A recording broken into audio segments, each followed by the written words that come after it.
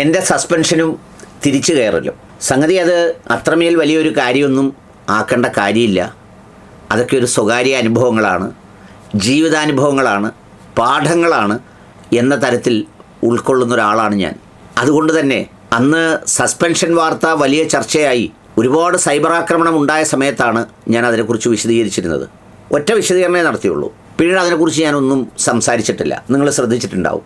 അതിന് കാരണമായ കാര്യങ്ങളെക്കുറിച്ചോ അതിൻ്റെ വസ്തുതകളെക്കുറിച്ചോ അതിൻ്റെ ന്യായാന്യായങ്ങളെക്കുറിച്ചോ ഒന്നും ഞാൻ സംസാരിച്ചിരുന്നില്ല. അത് സംസാരിക്കാതിരുന്ന എന്താണെന്ന് ചോദിച്ചാൽ, ഇത് സംഭവിച്ചു കഴിഞ്ഞ് അല്ലെങ്കിൽ ഇങ്ങനെ ഒരു സംഗതി ഉണ്ടായിക്കഴിഞ്ഞ് പിന്നെ അങ്ങനെ സംസാരിച്ച് മുന്നോട്ട് കയറുന്നതിൽ പ്രത്യേകിച്ച് കാര്യമൊന്നുമില്ല. അതുകൊണ്ടാണ് പിന്നെ ആ സബ്ജക്റ്റ് ഞാൻ അവിടെ അവസാനിപ്പിച്ചത്. രണ്ടാമത്തെ കാര്യം, ആ സസ്പെൻഷനുമായി ബന്ധപ്പെട്ട നമ്മുടെ ബഹുമാന്യനായ കൊല്ലം പിതാവിൻ്റെ പരാതിയും അതുമായി ബന്ധപ്പെട്ട നടപടിക്രമങ്ങളും അതടക്കമുള്ള ആളുകളെയോ അല്ലെങ്കിൽ അത്തരം കാര്യങ്ങളെയോ ഒന്നും ഞാനൊരു ചർച്ചാ വിഷയമാക്കിയതുമില്ല. ആ സമയത്ത് തന്നെ പല സംഘടനകളും സമീപിച്ചിരുന്നു. അത് വലിയ വിഷയമാക്കണ്ടേ, ഞങ്ങളുടെ സംസ്ഥാന തലത്തിൽ നിന്ന് അന്വേഷിച്ചു, സംഘടന തിരക്കി, പാർട്ടി അന്വേഷിച്ചു എന്നൊക്കെ വന്നവരോടെല്ലാം ഞാൻ പറഞ്ഞത്, ഇതൊരു സർക്കാരിൽ ജോലി ചെയ്യുന്നൊരു ഉദ്യോഗസ്ഥനും ഒരു സമുദായം ബഹുമാനിക്കുന്ന പിതാവും ഇതിൻ്റെ ഇടയിൽ അത് അവതരിപ്പിച്ച ഒരു അവതാരകനും തമ്മിലുള്ള ഒരു നിയമപരമായ സംഗതിയാണ്. അതിനപ്പുറത്ത് ഒരു വലിയ മാനം നൽകി അതിൻ്റെ പേരിൽ എന്തെങ്കിലുമൊക്കെ നടത്തി അതിൻ്റെ പേരിൽ തുടർച്ചയായി പറഞ്ഞ് അത്തരം കാര്യങ്ങളൊക്കെ ഉണ്ടാക്കുന്നതിൽ പ്രത്യേകിച്ച് ഒരു കാര്യമില്ലാത്തതുകൊണ്ട് നിങ്ങളാരും ആ വിഷയത്തിൽ ഇടപെടുകയേ വേണ്ട, അങ്ങനെ ഒരു ഇടപെടലിൻ്റെ ആവശ്യമേ ഇല്ല എന്ന് പറഞ്ഞ് വളരെ സ്നേഹപൂർവ്വം അവരെ മടക്കുകയാണ് ഉണ്ടായത്. നാലാമത്തെ കാര്യം, ആ സസ്പെൻഷൻ കഴിഞ്ഞതിന് ശേഷം സവിശേഷമായ എന്തെങ്കിലും വൈരാഗ്യം വെച്ച് അത് ചെയ്ത പിന്നെ പാർട്ടിയോടോ അല്ലെങ്കിൽ പരാതി കൊടുത്ത പിന്നെ ബഹുമാന്യനായ ബിഷപ്പിനോടോ അല്ലെങ്കിൽ വേറെ ആരെങ്കിലോടുമോ എന്തെങ്കിലും തരത്തിൽ ഒരു ഇടപെടലോ ഒരു സംഗതിയോ എൻ്റെ ഭാഗത്തുനിന്ന് എനിക്ക് വ്യക്തിപരമായി ഉണ്ടായ സംഗതിയുടെ പേരിൽ ഒരു വ്യക്തിപരമായ അനീതി പ്രവർത്തിക്കുക എന്ന് പറയുന്നത് എൻ്റെ ലൈനല്ല. അതുകൊണ്ട് തന്നെ ഞാൻ അങ്ങനെ ഒന്നും ചെയ്തിട്ടുമില്ല. പിന്നെ ആ സസ്പെൻഷന് ശേഷം നീണ്ട 15 മാസക്കാലത്തെ പിന്നെ കാലയളവായിരുന്നു. ഈ കാലയളവിൽ സാധാരണ ആളുകൾക്ക് സംഭവിക്കുക, ഒന്നെങ്കിൽ തികഞ്ഞ മദ്യപാനിയാവും, അല്ലെങ്കിൽ നല്ല ചീട്ടുകളിക്കാരനാവും, അല്ലെങ്കിൽ നമ്മുടെ ഒരു ബേസിക് ഇൻറ്റഗ്രിറ്റിയിലൊക്കെ നമ്മൾ കോംപ്രമൈസ് ചെയ്യും, നമ്മൾ ഡിപ്രഷൻ ബാധിക്കും, നമ്മളതിൽ തകർന്നു പോകും, നമ്മൾ ഇന്നലകളിൽ കാല് പിടിച്ചിട്ടില്ലാത്ത പലരുടെയും ചെന്ന് കാല് പിടിച്ച് നമ്മൾ യാചിക്കും, എന്നെ സഹായിക്കണം, മാപ്പാക്കണം എന്നൊക്കെ പറയും, ഇത്തരം കാര്യങ്ങളൊക്കെ പറയും. സത്യത്തിൽ ഈ സമയത്ത് ഞാൻ ചെയ്ത ഏറ്റവും പ്രധാനപ്പെട്ട കാര്യം എനിക്കുണ്ടായിരുന്ന ഒരു ദുശീലം നിർത്തി എന്നുള്ളതാണ്. അത് വേറൊന്നുമല്ല, പുകവലിയായിരുന്നു.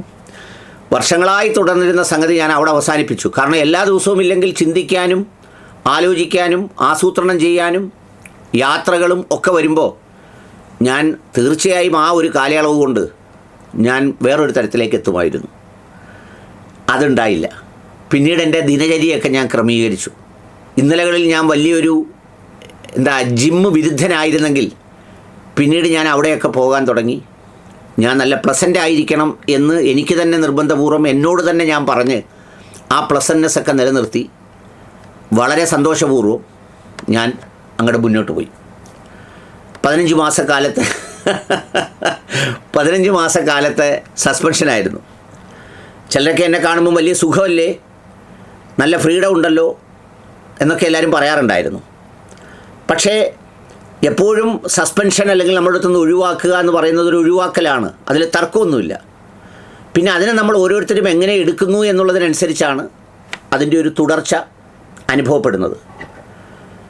അപ്പോൾ അങ്ങനെയാണ് നമ്മൾ അത് കഴിഞ്ഞ് അങ്ങോട്ട് പോകുന്നത്. അപ്പോൾ അവിടെ വെച്ച് തന്നെ നമ്മളിത് കാണുമ്പോൾ മനസ്സിലാക്കുന്നൊരു കാര്യം, ഈ സസ്പെൻഷൻ്റെ വാർത്ത പുറത്തു വന്നപ്പോൾ നമ്മളെ അറിയാതെ നമ്മൾ വിമർശിച്ചിട്ടുള്ള ചില അറിയാത്ത ആളുകൾ നമ്മളെ സൈബർ ഇടത്തിൽ അറ്റാക്ക് ചെയ്തിട്ടുണ്ട്, പലതുമൊക്കെ ചെയ്തിട്ടുണ്ട്. പക്ഷെ അന്നേരം ഒരു വലിയ ലേണിംഗ് കൂടിയുണ്ട്. നമ്മളെ കാണുന്ന, നമ്മളറിയുന്ന, നമ്മളോട് ചിരിക്കുന്ന, നമ്മളോട് വർത്തമാനം പറയുന്ന നമ്മുടെ സമുദായത്തിൽപ്പെട്ട ആളുകളിൽ ഒരുപാട് പേർ അനുഭവിച്ചൊരു സന്തോഷമുണ്ട്. ആ സന്തോഷം കണ്ടപ്പോഴാണ് ഞാൻ മനസ്സിലാക്കിയത്, പരാതി കൊടുത്ത ബിഷപ്പിനേക്കാൾ എത്രയോ വൈരാഗ്യവും വിദ്വേഷവും ഒക്കെയാണ് നമ്മൾ പ്രതീക്ഷിച്ചിരുന്നത് പോലെ തന്നെ നമ്മുടെ കൂട്ടത്തിലുള്ളവർക്ക് തന്നെ ഉള്ളത് എന്നും തിരിച്ചറിഞ്ഞ ഒരു സംഗതി കൂടിയാണ്. അവിടെ ഞാൻ ഒരു പോയിൻ്റ് കൂടെ ക്ലാരിഫൈ ചെയ്യുന്നു. ഒരാളും വിചാരിക്കരുത് നമ്മുടെ ശത്രു വേറൊരു സമുദായക്കാരനാണ്, നമ്മുടെ ശത്രു ഈ പറയുന്ന നമ്മളെ അറിയാത്ത ആരോ ആണ്. ഒന്നുമല്ല. നമ്മുടെ ശത്രു എന്ന് പറയുന്നത് നമ്മളെ അറിയാവുന്ന, നമ്മുടെ സമൂഹത്തിൽപ്പെട്ട, നമ്മുടെ സമുദായത്തിൽപ്പെട്ട, നമുക്ക് ഏറ്റവും പ്രിയപ്പെട്ടവരെന്ന് തോന്നിപ്പിക്കുന്ന ആളുകൾ തന്നെയാണ്. നമ്മളെ തിരിച്ചെടുത്ത് കഴിയുമ്പോഴും നമ്മുടെ വാർത്തകളിൽ ഏറ്റവും കൂടുതൽ സന്തോഷിച്ച് വളരെ പെട്ടെന്ന് തന്നെ റെസ്പോണ്ട് ചെയ്യുന്നവരിൽ മഹാഭൂരിപക്ഷം പേരും നമ്മുടെ സമുദായത്തിൽ പെടാത്തവരുമാണ്. കഴിഞ്ഞ ദിവസം ഒരുപാട് സന്ദേശങ്ങൾ നമ്മുടെ മാംഗോ മെഡോസിലെ പ്രിയപ്പെട്ട കുര്യൻ സാറ്, നമ്മുടെ ജ്യേഷ്ഠ സഹോദരനാണ് അദ്ദേഹം എന്നെ ഒരുപാട് സന്ദേശങ്ങൾ അയച്ചു. കണ്ടപ്പോൾ തന്നെ ഐ ഫീൽ ലൈക്ക് നമ്മുടെ ഒരു സ്വന്തം സഹോദരനെ പോലെ. അങ്ങനെ ഒത്തിരി പേർ. കഴിഞ്ഞ ദിവസം വേറൊരു സ്വാമിജി എന്നെ വിളിച്ചു, സന്തോഷം രേഖപ്പെടുത്തി. ഇങ്ങനെയുള്ള ഒരുപാട് മനുഷ്യരുടെ ഇടം കൂടിയുണ്ട്.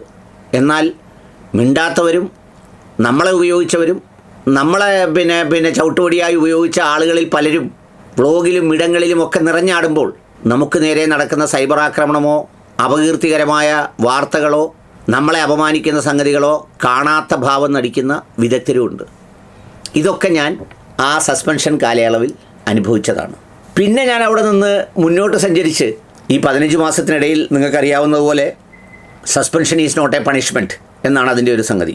പിന്നെ ഈ സസ്പെൻഡ് ചെയ്ത സംവിധാനം, അല്ലെങ്കിൽ അവർ ഒരിളവും ഒരു വിട്ടുവീഴ്ചയും അവിടെ 10-20 വർഷം ജോലി ചെയ്ത ഒരാളെന്നുള്ള നിലയിൽ എന്നോട് കാണിച്ചിട്ടില്ല എന്നുള്ളത് എൻ്റെ സ്ഥാപനത്തിൻ്റെയും ആ സർക്കാരിൻ്റെയും വലിയൊരു മഹത്വപൂർണ്ണമായ ഉറച്ച നിലപാടായിട്ടാണ് ഞാൻ കാണുന്നത്. അതുകൊണ്ട് തന്നെ ഏറ്റവും ഒരു എൻക്വയറിക്ക് കിട്ടാവുന്നതിൽ വെച്ച് ഏറ്റവും ഉയർന്ന ഹൈക്കോടതിയിലെ ഒരു അഭിഭാഷകനെയാണ് എൻക്വയറി ഓഫീസറായി നിയമിച്ചത്. ആ ലെവലിലാണ് നടന്നത്. എനിക്കറിയില്ല, എൻ്റെ കമ്പനിയിൽ അങ്ങനെ ഇതിനു മുമ്പ് കോടിക്കണക്കിന് രൂപയുടെ സാമ്പത്തിക അപഹരണം നടത്തിയ ആളുകളുണ്ട്, പലതരത്തിലുള്ള ആളുകളുണ്ട്. അവർക്കൊക്കെ സാധാരണ പ്രാദേശികമായ ഏതെങ്കിലും ഒരു അഡ്വക്കേറ്റിനെയോ ജില്ലാ ലെവലിലുള്ള ആളിനെയോ ആണെങ്കിൽ എന്നെ വളരെ ഇൻറ്റഗ്രിറ്റിയും നല്ല കഴിവും പ്രാപ്തിയുമുള്ള മിടുക്കനായ ഒരു ഹൈക്കോടതി അഭിഭാഷകനെയാണ് വെച്ചത്. ഞാൻ അദ്ദേഹത്തിൻ്റെ പേരൊന്നും വ്യക്തിപരമായി പരാമർശിക്കുന്നില്ല. വളരെ നീണ്ട പിന്നെ വിചാരണയാണ് നടന്നത്. ഒരു നോമ്പ് 27-നായിരുന്നു എന്നെ സസ്പെൻഡ് ചെയ്തത്. നിങ്ങൾക്ക് എല്ലാവർക്കും അറിയാവുന്നല്ലോ, നോമ്പ് 27 രാവിനായിരുന്നു. അതിന് വേറൊരു ഓർക്കാനൊരു പ്രത്യേകത കൂടിയുണ്ട്. ആ ഓർമ്മ ഒരു സന്തോഷത്തിൻ്റെ ഓർമ്മയാണ്. സന്തോഷത്തിൻ്റെ ഓർമ്മ എന്താണെന്ന് വെച്ചാൽ, എൻ്റെ ഉമ്മ മരണപ്പെട്ട് 20-25 ദിവസങ്ങൾ കഴിഞ്ഞപ്പോഴാണ് എന്നെ സസ്പെൻഡ് ചെയ്യുന്നത്. അപ്പം ഞാൻ ഏറ്റവും കൂടുതൽ സന്തോഷം എന്താ അറിയോ, എൻ്റെ ഉമ്മ ഇതൊന്നും അറിഞ്ഞില്ലല്ലോ. ഒരുപക്ഷെ ഉമ്മ അവശമായി കിടക്കുമ്പോൾ, വളരെ ക്രിട്ടിക്കലായി കിടക്കുമ്പോഴാണ് എന്നെ ഹിയറിങ്ങിന് നാളെ തന്നെ വരണം, ഇല്ലെങ്കിൽ എന്നെ തുടർ നടപടികളിലേക്ക് കടക്കുമെന്നുള്ള കത്തൊക്കെ വരുന്നത്. ആ സമയത്തൊക്കെ ഞാൻ കുറച്ച് മാനസികമായി വേദനിച്ചിരുന്നു. ഉമ്മയുടെ വളരെ ദുഃഖകരമായ അവസ്ഥ. അവിടെ നിന്ന് ഉമ്മയോട് കള്ളം പറഞ്ഞിട്ട് അപ്പുറത്ത് വരെ പോകുന്നെന്ന് എല്ലാവരുടെയും മുന്നിൽ അഭിനയിച്ച് പോകണം. വീട്ടിലെ സഹോദരങ്ങളോടും ബാക്കിയുള്ളവരോടൊന്നും ഈ പ്രോസസ്സിനെ കുറിച്ചൊന്നും പറയാനൊക്കില്ല. ചിലപ്പോൾ നമ്മുടെ വൈഫിനോട് പോലും നമുക്ക് പറയാനൊക്കില്ല. അടുത്ത 1-2 സുഹൃത്തുക്കളോടല്ലാതെ. കാരണം അവരും ഡൗൺ ആയിപ്പോവും ഇത് കേൾക്കുമ്പോൾ. നമുക്ക് ആ പ്രഷർ അവർക്ക് കൊടുക്കാനൊക്കില്ല. അപ്പോഴങ്ങനെ ആയിരുന്നില്ല എൻ്റെ ഫാമിലി സിറ്റുവേഷൻ. അപ്പോൾ ആ സമയത്ത് ഇത്രയും കടുകട്ടിയുള്ള സംഗതി സ്വീകരിച്ച ചില വേദനകളൊക്കെ അപ്പം നമ്മളങ്ങ് പടച്ചോന് വിട്ടു കൊടുക്കും. അങ്ങനെ ചെയ്തതിന് പകരം ആരാണോ അത് ചെയ്യുന്നത് അവരും കൂടി തീർത്തോട്ടെ എന്ന് വിചാരിച്ച് നമ്മളങ്ങ് വിടും. അങ്ങനെയാണ് ഇതിനൊക്കെ പോകുന്നത്. പക്ഷെ ഒരു കാര്യമുണ്ട് കേട്ടോ, ആദ്യാവസാനം ഇത് അറിഞ്ഞത് മുതൽ എന്നോടൊപ്പം മാനസികമായി നിന്നൊരാളുണ്ട്. അത് വേറെ ആരുമല്ല, അലക്സാണ്ടർ ജേക്കബ് സാർ എന്ന് പറയുന്ന വലിയ മനുഷ്യനാണ്. ഞാൻ അദ്ദേഹത്തിന് അത്രയും വലിയ ഉപകാരവും ചെയ്തില്ല. ചിലപ്പോൾ അദ്ദേഹത്തെ സപ്പോർട്ട് ചെയ്ത് ചില വീഡിയോ ഒക്കെ ചെയ്ത് കാണും. അങ്ങനെ ചെയ്ത ഒരുപാട് ആളുകൾ, ഞാൻ പറഞ്ഞില്ലേ നേരത്തെ പറഞ്ഞതുപോലെ, വലിയ അഭ്യാസികളായി നമ്മളെ ഒറ്റയ്ക്ക് വിളിച്ച് കളത്തും. അങ്ങനെ കുറേ ആളുകളുണ്ട്. രഹസ്യമായി നമ്മളെ അഴിച്ച് കയറ്റി അന്തരീക്ഷത്തിൽ നിർത്തിത്തരും. പരസ്യമായിട്ടൊരു അക്ഷരവും മിണ്ടത്തില്ല. കാരണം എന്താ മിണ്ടാത്തത്? അങ്ങനെ മിണ്ടിയാൽ എനിക്കെന്തെങ്കിലും ദോഷം വരുന്നെങ്കിൽ എന്തിനാണ് ഞാൻ അനുഭവിക്കുന്നത്? അവന് വരുന്നെങ്കിൽ അവൻ അനുഭവിച്ചോട്ടെ. ഇതാണ് സംഗതി.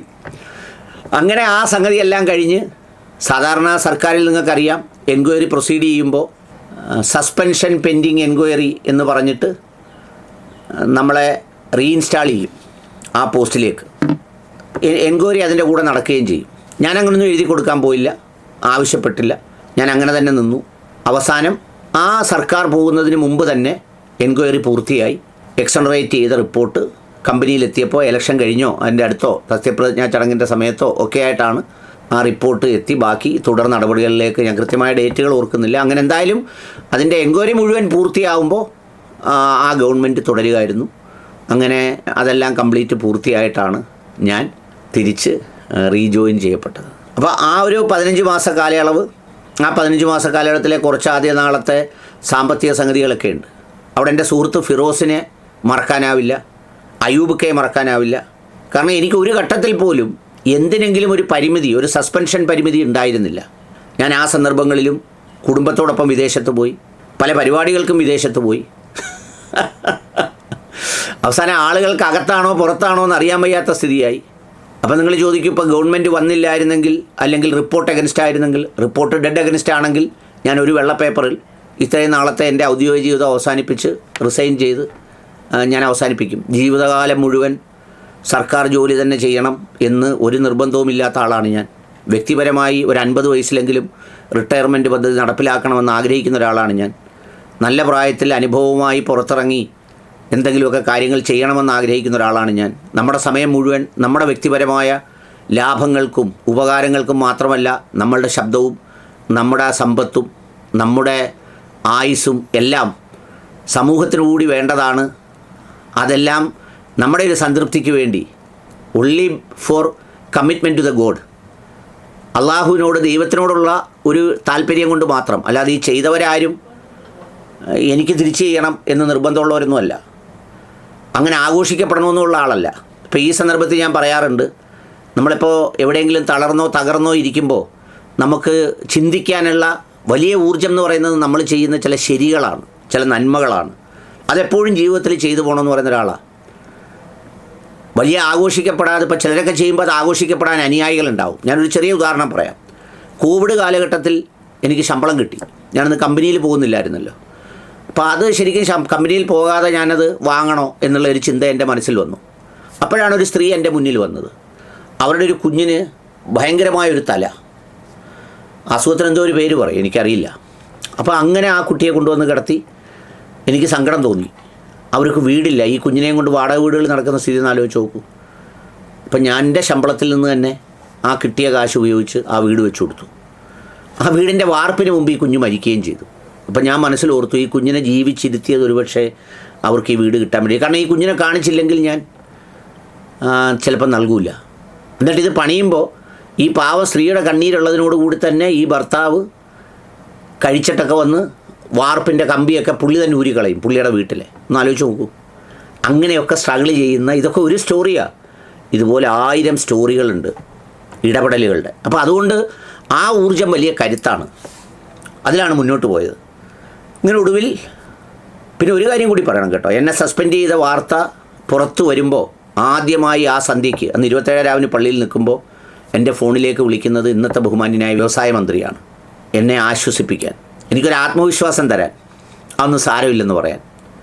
അത് എത്രമേൽ എനിക്ക് ഇമ്പാക്റ്റ് ഉണ്ടാക്കി എന്നുള്ളതല്ല, ആ സമയത്ത് അദ്ദേഹം എന്നെ ഓർത്തു എന്ന് പറയുന്നത് ഇനി ജീവിതകാലം മുഴുവൻ സംസാരിക്കുമ്പോഴും എൻ്റെ ഹൃദയത്തിലുള്ള ഏറ്റവും പ്രധാനപ്പെട്ട അനുഭവമാണത്. അപ്പോൾ അതുകൊണ്ട് അങ്ങനെ തുടർന്നു. അതിനുശേഷം എൻക്വയറി പൂർത്തിയായി, തിരിച്ചു കയറി. തിരിച്ചു കയറുമ്പോൾ ഉള്ള മാനസികാവസ്ഥ എന്താണെന്ന് ചോദിച്ചാൽ തികഞ്ഞ സന്തോഷം മാത്രം. അതിൽ പ്രത്യേകിച്ച് അഹങ്കാരമോ ഇന്നലകളില്ലാത്ത വലിയ അഭിമാനമോ ഒന്നുമല്ല. നമ്മൾ ചില കാര്യങ്ങൾ പറഞ്ഞു, ആ പറഞ്ഞ കാര്യങ്ങൾ വേദനയോ വിഷമോ ഉണ്ടായി, അല്ലെങ്കിൽ അങ്ങനെ ഉണ്ടാകുന്നതായി ആരെങ്കിലുമൊക്കെ ചേർന്ന് വ്യാഖ്യാനിക്കപ്പെട്ടു. അതിൽ ശരിയല്ലായ്മ കണ്ടെത്തി. ഒരു സംവിധാനത്തിനത് ചെയ്യാനുള്ള അവകാശം അവർ ഉപയോഗിച്ചു. ആ അവകാശത്തെ അതിൻ്റെ പരിശോധനകൾക്ക് ശേഷം അതിജീവിച്ച് മടങ്ങി വന്നു. ഇതാണ് അതിൻ്റെ ഹോൾ സ്റ്റോറി. ഇതിനപ്പുറത്തുള്ളതെല്ലാം കെട്ടുകഥകളും കള്ളക്കഥകളുമാണ്. അപ്പോൾ അതുകൊണ്ട് ഞാനിത് പറയാൻ കാരണം, ഇത് കയറിയ സമയത്തെ എൻ്റെ സുഹൃത്തുക്കളോട് ഞാൻ ചോദിച്ചു, ഇതൊക്കെ പറഞ്ഞിട്ടങ്ങ് കയറട്ടെ എന്ന്. അപ്പോൾ അവർ പൊതുവിൽ എന്നെ ഇങ്ങനെ, ഞാനെല്ലാം അങ്ങ് പറയുന്ന ആളായതുകൊണ്ട് എനിക്കൊരു ബ്രേക്ക് ഇടണം എന്നൊക്കെ പറഞ്ഞു. ഇപ്പോൾ ഒന്നും പറയാൻ നിൽക്കണ്ട, ഇപ്പോൾ പറഞ്ഞാൽ ശരിയാവില്ല, അതൊന്നും ഇപ്പം ചെയ്യണ്ട, പിന്നാവട്ടെ എന്ന് പറഞ്ഞു. ആദ്യമേ ഇതങ്ങ് പറഞ്ഞ് ഈ സംഗതിയിലേക്ക് അങ്ങ് കയറിയായിരുന്നെങ്കിൽ ഇത് എല്ലാം ഓക്കെ ആയിരുന്നു. അപ്പോൾ അതാണ് അതിൻ്റെ ഒരു ഹോൾ സ്റ്റോറി. അപ്പോൾ ഇതിനകത്തൊക്കെ ഒത്തിരി എഴുതാനുണ്ട്, പറയാനുണ്ട്. അതൊക്കെ എഴുതും, ഞാൻ പറയും. റിട്ടയർമെൻറ്റ് കഴിഞ്ഞല്ല, ആയുസ് തന്നാൽ റിട്ടയർമെൻറ്റ് അവിടം വരെയൊന്നും ഞാനിത് കണ്ടിന്യൂ ചെയ്ത് പോവില്ല. സർക്കാർ ജീവനം എന്ന് പറയുന്നത് ഒരേ സമയം നമുക്ക് വരുമാനവും ഗ്ലാമറസും ഒക്കെ ആണെങ്കിൽ ഇതൊരു നുഖമാണ്, നുഖം. നമ്മളില്ല കാളയ്ക്കൊക്കെ വെച്ച് കെട്ടുന്ന പോലെ. അവിടെ നമുക്കിങ്ങനെ ഒരു പിടുത്തമുണ്ട്. പക്ഷേ അതിലൊരു വാചകം ഞാൻ കഴിഞ്ഞ ദിവസം നമ്മുടെ പിന്നെ മമ്മൂട്ടി ഏതോ ഒരു സിനിമയിൽ പറയുന്നത് കേട്ടു. ഈ ഭയന്ന് ജീവിക്കുക എന്ന് പറയുന്നത് വല്ലാത്തൊരു ഒരു സംഗതിയാണ്. അങ്ങനെ ഭയപ്പാടിന് നമ്മൾ കീഴടങ്ങി പോകരുത്. നമ്മൾ ഏറ്റവും ഭയപ്പെടേണ്ടത് മരണത്തെയാണ്. അത് ഭയപ്പെടണമെന്ന് നമ്മളെ സൃഷ്ടിച്ച പടച്ചമ്പുരാൻ പറഞ്ഞിട്ടുണ്ട്. ആ ഭയം നമുക്ക് നന്മകൾ ചെയ്യാൻ വേണ്ടി പ്രേരണയാകും. അല്ലാതുള്ളതൊക്കെ അതിൻ്റെ ശരികളിൽ തട്ടി അങ്ങ് പൊയ്ക്കോളും. ഒരു ഫിലോസഫിയാണ് നമ്മളെ നയിക്കേണ്ടത്. 1000 പേർ ചേർന്ന് നമ്മളെ ഉന്മൂലനം ചെയ്യാൻ ശ്രമിച്ചാലും നമ്മളെ സൃഷ്ടിച്ച് പരിപാലിച്ച് മുന്നോട്ട് കൊണ്ടുപോകുന്ന പടച്ചവൻ വിചാരിക്കാതെ ആ 1000 പേരുടെ അധ്വാനത്തിൽ ഒന്നുപോലും നമ്മുടെ തലയിൽ പതിക്കില്ല. എന്നാൽ ഒന്ന് തലയിൽ പതിക്കാൻ തീരുമാനിച്ചാൽ 1000 പേര് നമ്മളെ രക്ഷപ്പെടുത്താൻ തീരുമാനിച്ചാലും സംഭവിക്കുകയില്ല. ആകെ വേണ്ടത് ആഗ്രഹവും പ്രാർത്ഥനയും. അവസാന ശ്വാസം വരെ ഊർജ്ജസ്വലമായി ഇതുപോലെ സംസാരിച്ച്, അഭിമാനത്തോടെ സംസാരിച്ച്, കയ്യിൽ നിന്ന് വേറെ തരത്തിലുള്ള വലിയ കുറ്റകൃത്യങ്ങളും ആരെയെങ്കിലും ഇല്ലാതാക്കുന്ന പ്രവൃത്തികളും അത്തരം ഹീനമായ സംഗതികളും അല്ലെങ്കിൽ അഴിമതിയും അത്തരം കാര്യങ്ങളും ഒന്നുമില്ലാതെ അങ്ങനെ അങ്ങോട്ട് മുന്നോട്ട് പോവുക എന്ന് മാത്രമാണ് അതിലെ പ്രാർത്ഥന. അങ്ങനെ ഒന്ന് ജീവിക്കാൻ വേണ്ടി നിങ്ങളെല്ലാവരും പ്രാർത്ഥിച്ചാലും എനിക്ക് സന്തോഷമാണ്. Good bye. ഈ വീഡിയോയിൽ നിന്ന് ഇൻഷാ അല്ലാഹ് തുടരും.